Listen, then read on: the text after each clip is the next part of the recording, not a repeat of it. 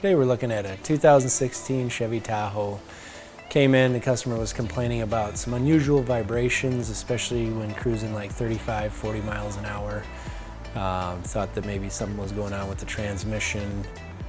We took it for a test drive. We did experience the same situations or complaints that the customer was talking about.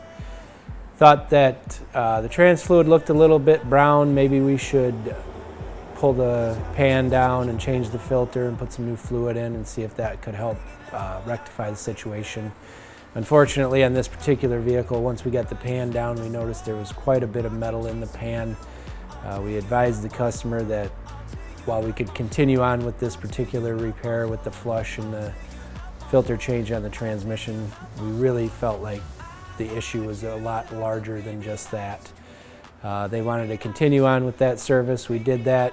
After we got the new fluid in it, then the transmission actually became worse. There were times where if you were sitting at a stoplight, you'd have to rev the car up to get it to move. An indication that there was some serious wear problems inside the transmission itself.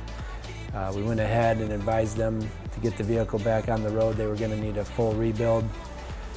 And the nice thing about 3D Auto Repair and getting your transmission rebuilt is the fact that we do have a hot flush machine. And the reason why the hot flush machine is so important is because it flushes the transmission oil cooler and gets all that material out of the cooler, preventing excessive heat on the fluid when the new transmission is installed and making sure that that debris doesn't break through and go through the new transmission, causing a premature failure.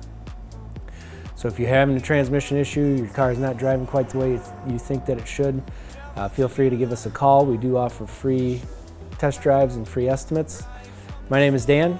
Thanks for watching. We look forward to seeing you at the shop. And please share this video so other people out there like you can get this information.